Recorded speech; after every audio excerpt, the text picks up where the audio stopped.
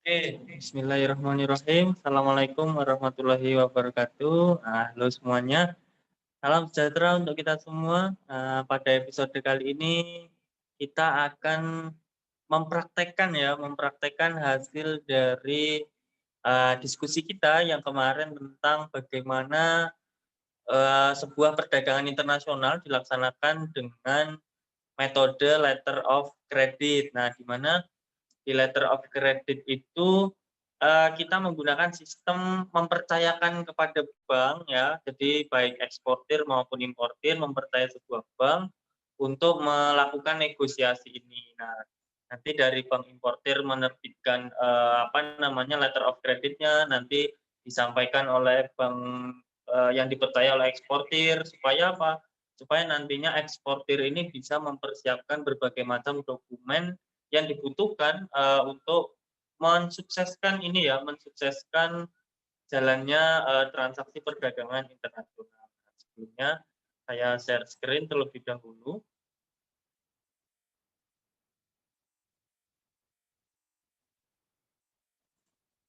Nah, nanti bila teman-teman merasa ada sebuah informasi baru ataupun yang kurang, bisa bisa kita saling sharing ya, teman-teman bisa berbagi link ataupun sumbernya lewat mana. Atau bisa saja menyesuaikan dengan aturan perdagangan internasional yang baru sesuai dengan aturan kementerian. Nah, itu juga harus menyesuaikan ya, hanya saja dari latihan ini teman-teman itu memahami gambaran umum bagaimana pengisian transaksi perdagangan internasional dengan metode letter of credit. Nah, yang pertama kita akan menceklis di sini ada sebuah form, nama form checklist ya terkait dengan informasi yang disampaikan di dalam letter of credit yang diterbitkan oleh namanya issuing bank. Nah, itu bank yang dipercayai oleh importir untuk menjalankan perdagangan internasional. Nah, langsung saja. Jadi di sini ada berbagai macam informasi yang harus teman-teman ketahui ya. Jadi nanti harus teman-teman masukkan ke dalam checklist sehingga apa? Sehingga data yang teman-teman butuhkan sebagai eksportir ini terpenuhi. Nah, di sini ada yang pertama, type of LC, letter of credit. Kemarin teman-teman sudah mempelajari ya, teman-teman sudah menikmati dalam sebuah video penjelasan tentang tipe dari letter of credit. Ada yang bisa dibatalkan transaksinya, ada yang tidak bisa dibatalkan. Nah, biasanya keterangan tipe dari letter of credit ini itu ada di atas ya, ada di atas dia revocable atau irrevocable. Nah, ternyata di sini jenis transaksinya atau jenis letter of creditnya adalah irrevocable. Artinya di sini transaksi yang sedang terjadi ini tidak boleh dibatalkan ya apapun yang terjadi, sehingga hak-hak yang diperlukan oleh baik eksportir ataupun importir tetap terpenuhi. Nah, mungkin supaya lebih gampang bisa saya tandai terlebih dahulu ya sebelum saya masukkan ke dalam checklist. Nah, type of LC kita gambarkan di sini ya, irrevocable. Kita kasih angka nomor 1. Nah, ini nomor 1 ya. Nomor 1, tipenya ada di sini. Terus yang selanjutnya apa? Issuing bank. Issuing bank seperti yang saya bilang tadi adalah bank yang dipercaya oleh importir untuk melaksanakan kegiatan transaksi perdagangan internasional. Banknya mana? Nah, ini banknya. Guangzhou Commercial Bank. Nah, ini kita tandai nomor 2. Nah, itu nanti berarti kita isikan di nomor 2. Terus ada number and date of letter of credit. Nah, di sini number yang dimaksud adalah ini ya, issuing bank number ini ya. Nah, di sebelah sini. Nah, ini adalah number yang dimaksud dari checklist LC nomor 3. Terus date-nya ya date of issue-nya. Dia tanggal berapa diterbitkan. Nah, jadi di sini nomor 3-nya ada 2 ya, issuing bank dan date. Nah, ini saya besarkan saja karena mencakup 2 nomor ya, atau 2 keterangan, issuing bank dan juga date. Nah, ini saya centang. Nah, itu nanti untuk nomor 3-nya. Jadi jangan sampai keliru dalam pengisiannya ya. Nah, kalau sekarang mungkin udah pakainya digital ya, kita masukkan satu itu sudah terlink ke mana-mana gitu. Nah, yang saja ini masih yang sifatnya manual. Terus yang selanjutnya ada letter of credit amount. Di sini pasti ada keterangannya ya amount. Nah, ini dia ini nomor 4. Nah, ini amount-nya. Jumlah transaksi yang harus diselesaikan atau dibayarkan. Terus ada shipping-nya, trade home-nya. Kemarin teman-teman pasti sedikit atau banyak pasti memahami ya, ada namanya cost and freight, ada freight on board. Nah, itu jenis transaksinya itu jenis shipping-nya seperti apa. Nah, di sini teman-teman harus jeli ya, tidak serta-merta itu pasti informasi nomor-nomor atas ada di atas, tidak juga. Nah, teman-teman harus jeli minimal teman-teman tahu singkatannya cost and freight itu CFR, nah, atau freight on board. Nah, cari singkatannya FOB. Nah, cari-cari saja. Nah, di sini ada nih, ini CFR. Nah, biasanya memang ini ya, biasanya memang terdapat sebenarnya cara simpelnya ya langsung loncat kemana-mana gitu biar cepat ketemu. Namun sejatinya teman-teman sebagai pelaku ekspor impor atau perdagangan internasional harus paham ya, harus paham kenapa dia diletakkan di sini, kenapa dia isinya seperti ini susunannya. Nah, itu karena memang model informasi yang diterbitkan itu seperti itu. Nah, ini nomor 5 ya. Jadi dia pakainya adalah CFR, cost and freight. Terus buyer. Nah, buyer seperti teman-teman ingat kemarin di episode sebelumnya di mana buyer itu ada istilah lainnya, ada buyer, ada importir, ada aplikan. Nah, aplikan ini adalah termasuk dari buyer. Nah, di sini aplikannya adalah Profit Way Corp. Nah, di sini berarti nomor 6. Nah, nomor 6 sebagai aplikan atau sebagai buyer. Nomor 7 adalah seller ya. Seller itu kemarin kalau teman-teman ketahui itu adalah beneficiary ataupun eksportir. Nah, ini nomor 7 berarti. Ini ada beneficiary yaitu apa? PT Utama Gaya. Terus nomor 8 shipment date. Ada nggak shipment date? Kita cari tanggal-tanggal. Tadi udah ada date of issue. Terus kita cari tanggal yang lain di bagian bawah mungkin. Shipment date. Nah, ini latest shipment date. Nah, berapa? 15 Agustus. Nah, ini nomor 8. Kita tandai. Terus selanjutnya ada presentation date. Nah, presentation date itu sebenarnya antara ini ya, shipment date dan expired date. Jadi antara nomor 8 dan nomor 9. Namun bila tidak diketahui presentation date-nya itu kalau menurut dari undang-undang itu adalah 21 hari atau maksimal 21 hari. Di mana dokumen-dokumen yang dibutuhkan ini harus sudah sampai kepada bank importir sebagai pihak yang menerbitkan letter of credit. Jadi range-nya antara shipment date dan expiry date. Kalau memang tidak ada berarti presentation date-nya 21 atau biasanya di kasus lain itu dimasukkan informasinya presentation date-nya berapa hari gitu. Nah, nanti mari kita hitung. Kita lewati dulu nomor 9. Terus expiry date. Expiry date ada nih date and place letter of credit expiry tanggal 3 September nomor 10. Oke. Terus availability credit. Nah, kemarin teman-teman ingat ada namanya red clause dan side. Nah, teman-teman juga harus membaca ya isi letter of credit-nya. We hereby issue this irrevocable documentary credit in favor which is available by your draft at side. Nah, ternyata dia availability kreditnya apa? Ternyata side. Nah, ini berarti nomor 11. Nah, terus habis itu Nomor 12, bentuk pembayaran. Bentuk pembayaran di sini ada 2, ada draft dan tenor draft. Nah, ternyata tadi kan draft ya, berarti ini nomor 12. Nah, bila tidak diketahui berapa lama draftnya, itu kalau disesuaikan dengan undang-undang itu selama 7 hari ya, teman-teman. Jadi, bisa sesuai undang-undang bila tidak ada informasi yang mencantumkan berapa lamanya, itu. Nah, untuk lebih lanjut, sebaiknya saya isi terlebih dahulu sesuai dengan yang sudah kita pilih tadi ya. Yang pertama adalah, irrevocable. Jadi teman-teman tidak perlu kebingungan ya dalam mengisi ini karena tidak terlalu sulit ya, tidak terlalu sulit dalam mengisi checklist letter of credit karena memang tinggal memindahkan informasi yang sudah ada.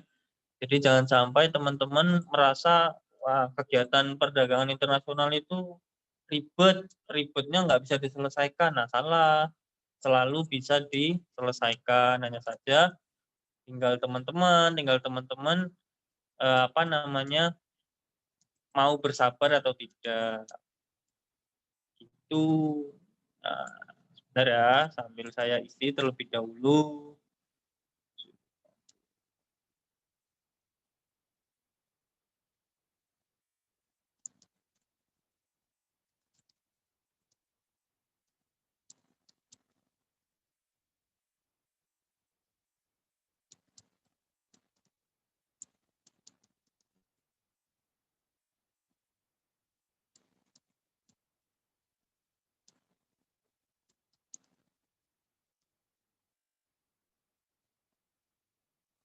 Nah, untuk pengisian checklist seperti ini, bila memang nanti teman-teman yang ngelola sendiri ya, bagaimana besar lebar sempitnya form checklist, nanti bila di perusahaan ekspor atau impor, itu teman-teman ini ya, usahakan sedetail mungkin ya, ini kan hanya contoh ya, hanya contoh di kasus ini, usahakan selengkap mungkin, misalnya kayak ini buyer-nya, nah itu kalau bisa ditambahin alamatnya, terus di daerah mana, nah gitu-gitu. Supaya apa? Supaya semakin lengkap data yang teman-teman miliki, jadi tidak kesulitan lagi gitu. Hanya saja minimal seperti ini.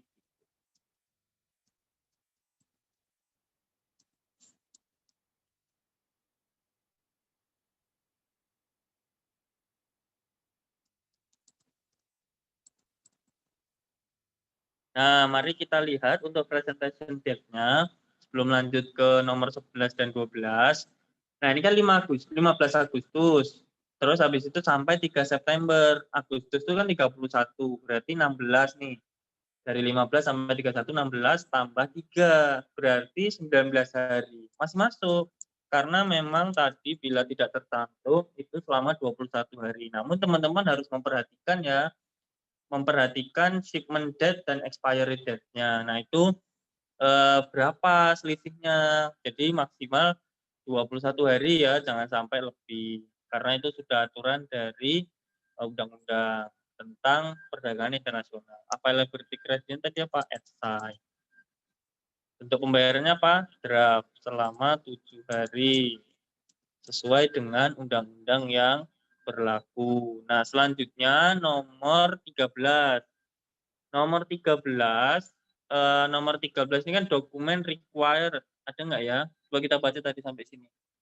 CFR of Wajah Commerce, drawn of applicant bearing the clause drawn under documentary credit number bla bla bla dalam kurung CFR of Wajah Commercial Bank Hong Kong for full invoice value of goods accompanied by the following document. Nah, ini nih berarti dokumennya yang dibutuhkan.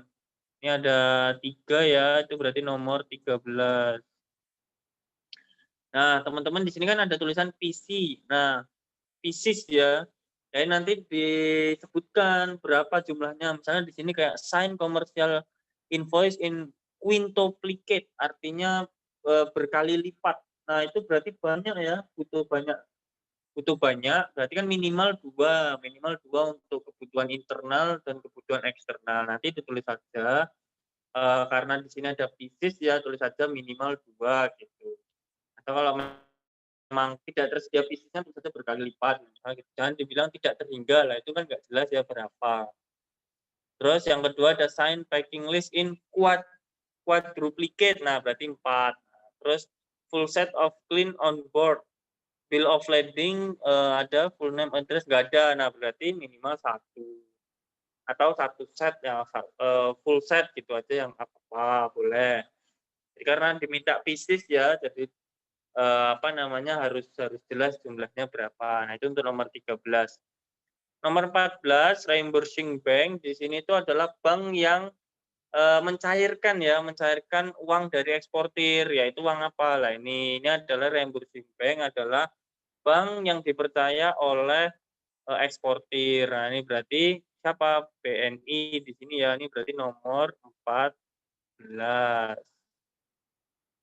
Nah jelas ya, semoga jelas. Terus shipping from to, nah ini pengapalannya dari mana ke mana? Jelas ya, nah ini ada tuh di sini ya, ini nomor 15, agak kecil di sini. Nomor 15, tuh Hong Kong, jelas. From-nya mana? Jelas Indonesia.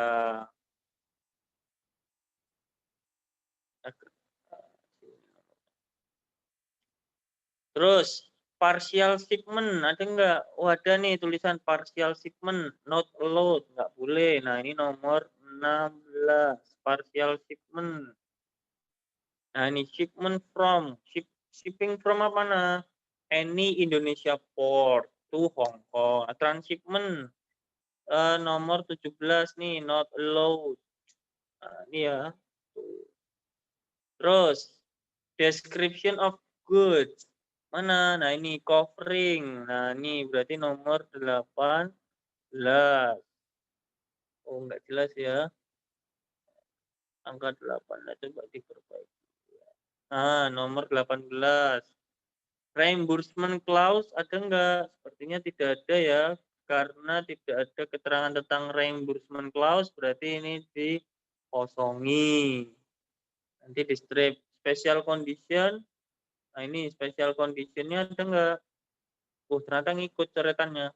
Special condition bla bla bla bla kosong. Nih konflik. Nah ini kosong ya. Kosong berarti tidak perlu special condition, nanti di strip. Notes-nya juga nggak ada ya, berarti nggak perlu. Sekarang waktunya kita ngisi. Misalnya nanti teman-teman nulisnya lengkap ya. Di sini saya tulis doc 1 berapa tadi berkali lipat. Misalnya minimal 2 pieces. Terus habis itu doc 2 4 pieces ya. Terus doc 3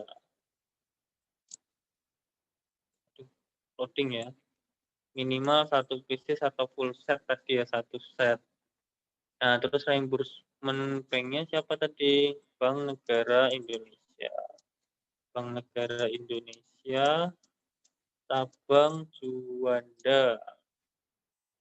Shipping from to-nya tadi apa? Any Indonesia port to Hong Kong. Partial shipment not allowed. Transshipment not allowed. Description of goods-nya apa?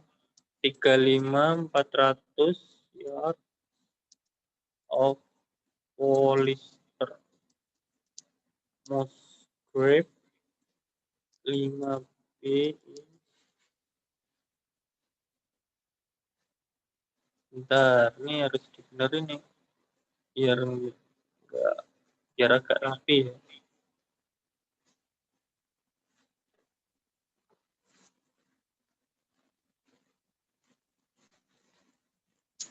Set selfage. Nah, gini ya, dia agak rapi. Terus reimbursement clause tadi nggak ada, berarti di strip. Special condition nggak ada di strip. Nah, kalau ada special condition ya diisi special conditionnya apa gitu. Nah, ini adalah sudah berakhir ya. Oh, sudah. Nah, ini berarti tentang checklist, letter of credit-nya sudah terpenuhi ya. Maka selanjutnya kita berlanjut ke export calculation.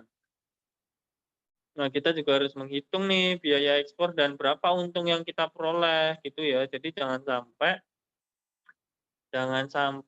kita nggak paham sama sekali. Nanti kita asal ngisi, nggak tahu dapat untung berapa lah, itu bahaya ya. Jadi harus ini nih, harus aware, harus bisa ya. Nah, yang pertama kita mengisi komoditinya. Komoditi tadi barangnya, description of goods. Nah, ini nih, kita copy aja ya. Enaknya pakai ini nih, tinggal di-copy-copy aja. Set. Nah, ini dia. Coba kita pindahkan biar rapi sedikit. Nah, nih. Ya, kita enter. Rapi lah ya.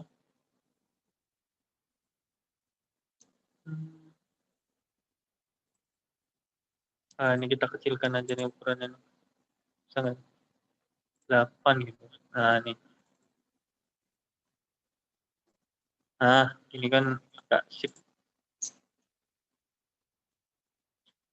Nah, terus habis itu apa selanjutnya? Mari, ini biasanya informasi untuk export calculation ada di bawah ya. Walaupun nanti campur ya sama di atas juga. Jadi memang semua harus dipakai.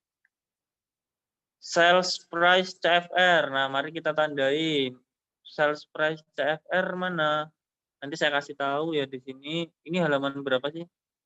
Ini ada halaman 6 dan halaman 7. Nah, nanti saya kasih kodenya di sini ya. Misalnya halaman 7 nomor 1A misalnya gitu ya. Nanti biar teman-teman gampang ngikutin. Karena ini nggak ada nomornya ya, cuma tanda saja. Kalau tadi kan ada ya, jadi lebih enak. Nah, mari kita tandai sales price CFR. Sales price CFR-nya mana? Sales price. Nah, ini harga CFR. Nah, ini ya, ini untuk nomor 2. Anggap saja nomor 2 ya. Nah, kita masukkan dulu sini.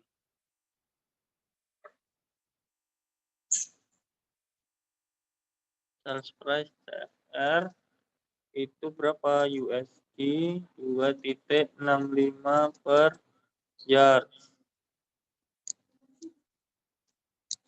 Per yard saya kasih keterangannya halaman 7 nomor 13. Nah, gini ya. Nah, ini maksudnya di sini ya, nomor halaman 7 nomor 13. Terus selanjutnya apa? Freight. Freight-nya berapa? Nah, ini ya, ini berarti nomor 3. Nah, freight.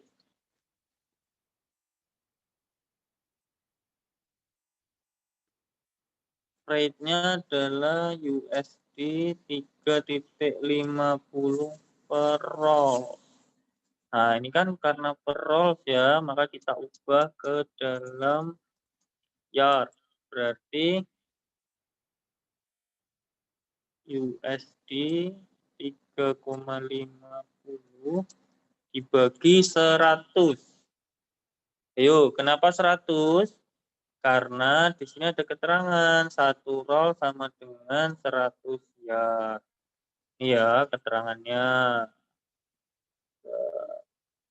1 roll 100 yard. Maka ketika dirubah ke yard dibagi dengan 100. Maka hasilnya berapa? Jadinya hasilnya adalah 0,035 per yard. Kelihatan ya.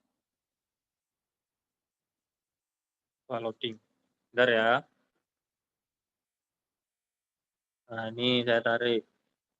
Nah, 0,035. Terus selanjutnya apa? HS. HS mana HS? Nah, ini HS nih, nomor 15B.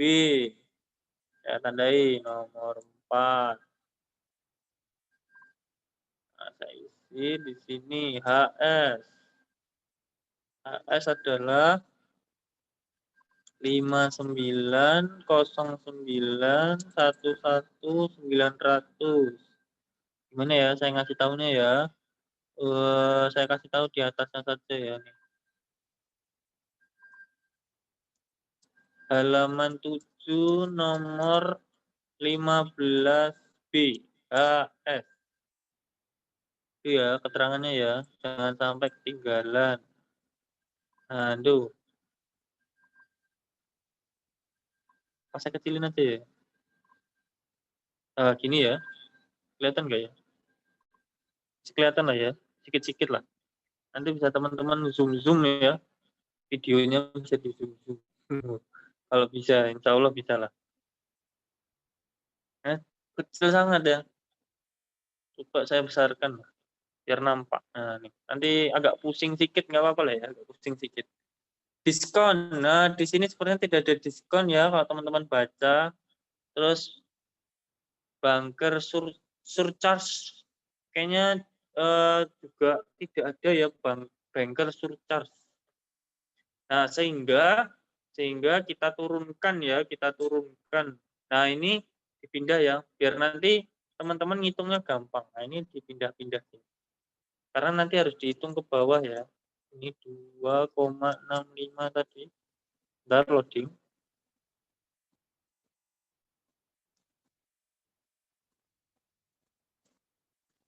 Per yard.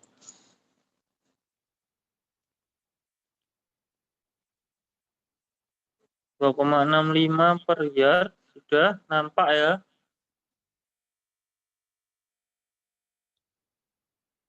Terus habis itu 2, nah ini dihitung ke bawah ya. Di sini ada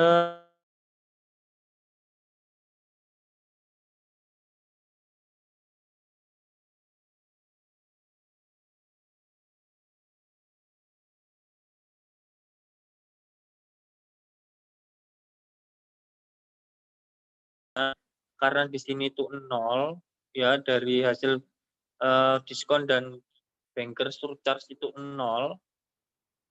Jadi seterusnya tinggal dikurangkan saja.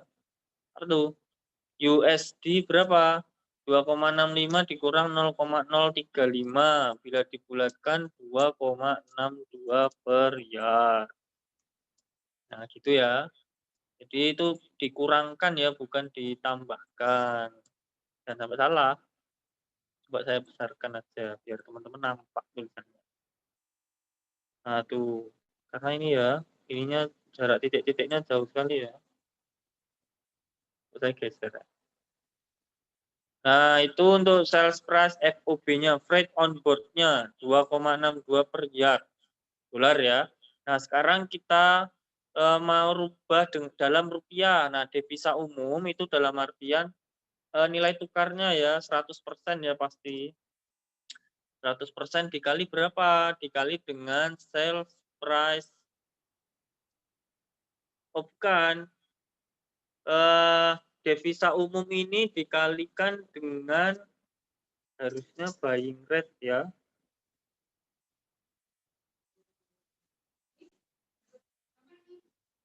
Nah, 100% dikali dengan di sini adalah buying rate ya, buying rate. Buying rate-nya adalah Rp11.000. 11.000 terus dikali dengan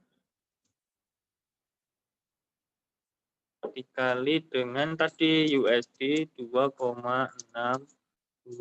Jangan lupa di sini ada per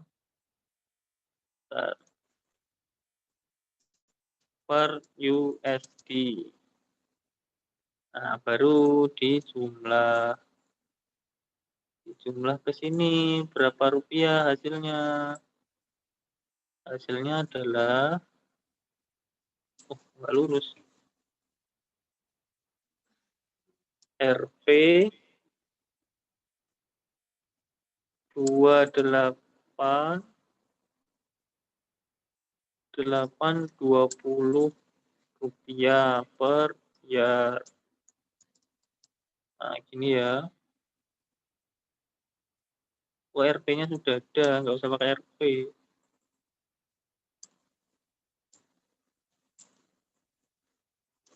Nah, tinggal dirapikan. Ini ya. Nah, ini 28.000 ya, bukan 28,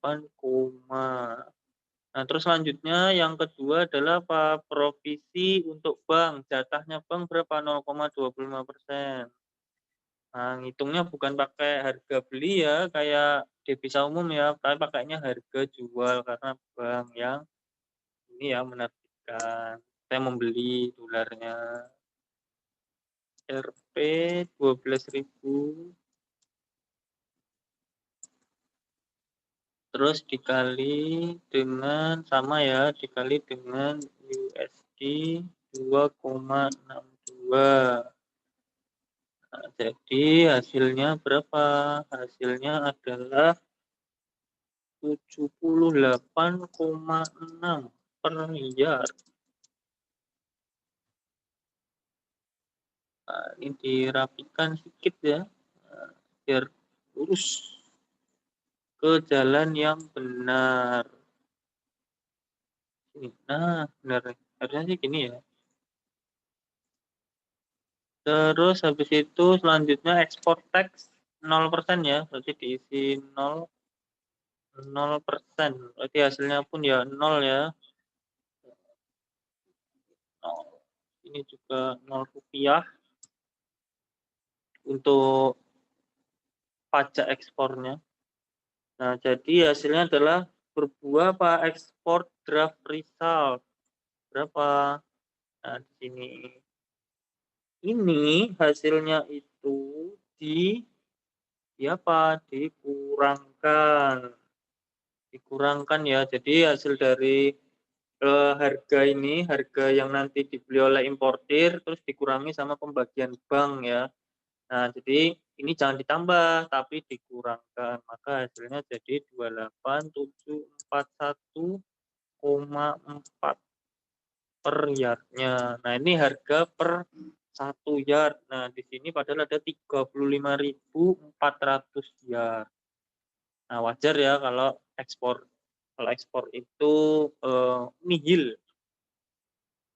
Karena di sini aja 1 yard aja sudah ini ya 28.000. Kira-kira gitu. Makanya sangat potensial sekali untuk teman-teman menjadi pelaku ekspor, impor. Nah, sebaiknya ekspor saja. Keuntungannya juga lebih besar. Itu ya. Nah, di sini ada buying price and other charge. Nah, di sini nanti teman-teman menghitung ya untuk labanya teman-teman tuh berapa. Nah, ini menghitung biaya untuk harga beli ya, harga beli 1 roll. Nah, ini bahan-bahannya teman-teman nih, ini ngitung nih, teman-teman tuh ngitung. Kemarin beli itu berapa gitu. Nah, 16.000. Dari mana? Baik ini dari, ini harus ada keterangan ya, biar teman-teman ngerti ya. Saya kasih di atasnya saja ya. Halaman 7, nomor pinten, nomor 11, buying price. Nah, jangan sampai salah ya, nih sudah saya kasih keterangan. Nah, ini saya hapus saja, nah, biar teman-teman nggak bingung. Nah, hasilnya berapa? 16.000.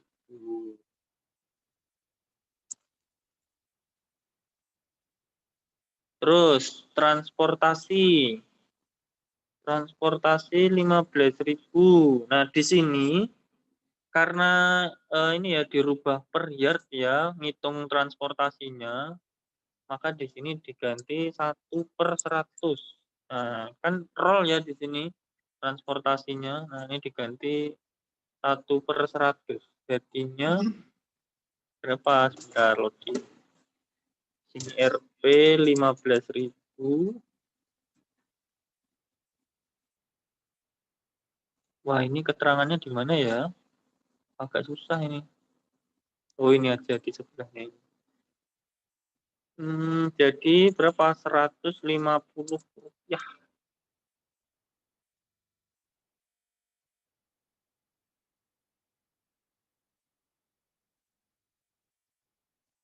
Saya geser saja, agak susah. Nah, ini terus ini Saya copy ya, biar agak gampang. Halaman 7 nomor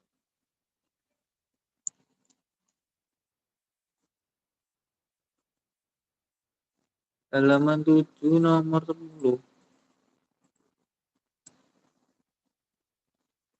Terus ini juga 1/100 ya. Package bag itu, packaging price itu ya. Rp 75.000. Itu hasilnya jadi berapa? 750. Halaman 7 nomor pinten 12. Nah, teman-teman jangan sampai salah ya. Nah, ini saya pindah sini aja biar urut. Nah,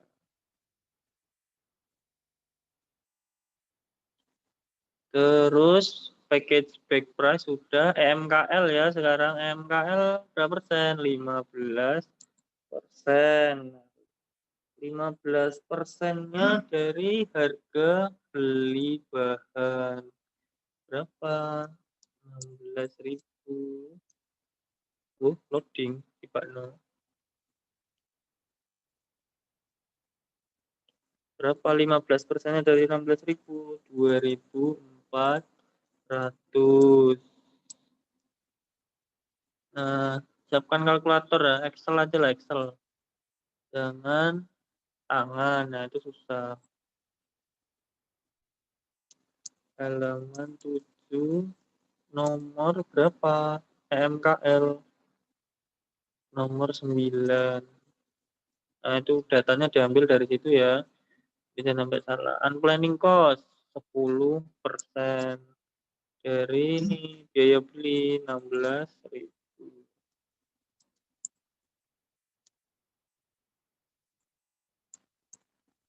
Berapa? 1.600.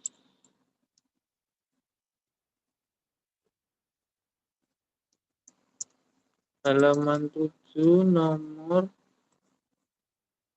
14. Oke, sudah. Nah, kalau sudah, terus dijumlahkan menjadi cost price freight on board. Berapa hasilnya? Ditambahkan ya kalau ini dijumlah. Jumlah hasilnya berapa? 21.860 per yard. Nah, tadi ekspor draft resultnya adalah 28.714. Nah, ini biayanya itu hasilnya adalah 21.860 rupiah per yardnya. Terus, nah berapa benefitnya? Benefitnya berarti tadi itu dikurang dengan itu. Saya loading ya. Nah, kita tinggal ngambil dari atas tadi. Ini ya hasilnya. Export draft result untuk ngitung benefit. Terus ini ya. Oh, salah. Nah, ini.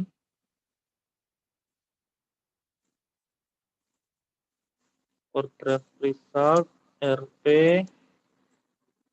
dikurang dengan ini. Yang tadi hasil cost price FOB-nya RP. Nah, hasilnya berapa? Hasilnya adalah 6.881,4 per yardnya. Nah, yardnya jadinya untungnya per yard itu sekian. Ya, dapat 6.000 nih untungnya. Nah, berapa persen? Berapa persen? Cara ngitungnya gimana? Cara ngitungnya adalah RP 6.881,4 dibagi dengan RP berapa tadi ekspor draft result-nya 28.741,4. Nah, ini untuk menghitung untungnya berapa.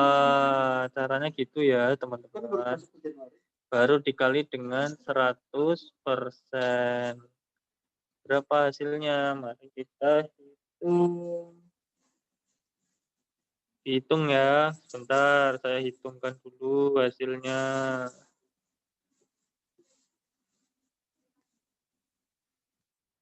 28.741,4, 23,94%. 23,94%. Nah, untung sekitar 20-an persen. Terus total freight on board-nya, itu dihitung pakai USD tadi, harga per yardnya dalam dolar tadi 2,62 ya, 2,62 dikali dengan komoditasnya yaitu 35.400 yard. Berapa hasil freight on board-nya? USD 92.748 dolar. Terus total freight-nya berapa?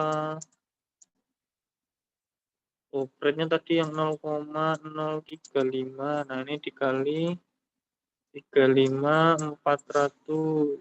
Hasilnya SD 1.239. Total ekspornya 0, maka total ekspor tax ya maksudnya. Pajaknya 0 jadi 0. Nah, ini untuk hasil ekspor calculation-nya seperti ini. Nah, kita dapat harga per yardnya berapa, terus biaya yang kita keluarkan untuk 1 yard itu berapa, terus kita untung berapa setiap 1 yard. Nah, kalau mau ngitung untungnya doang ya teman-teman tinggal kalikan saja. 6.800 itu sekian dikali dengan 35.400. Nah, nanti itu untungnya teman-teman dalam sekali transaksi perdagangan internasional. Nah, itu untuk yang pertama ya, tentang pengisian dari checklist letter of credit dan juga export calculation gitu. Nah, nanti kalau ada yang kurang ataupun ada yang keliru bisa teman-teman tambahkan dan komentari. Sampai bertemu di episode selanjutnya tentang pengisian ini ya sales kontrak, terus habis itu ada packing list dan yang lain sebagainya. Terima kasih. Wabillahi taufik walhidayah. Wassalamualaikum warahmatullahi wabarakatuh. Bye.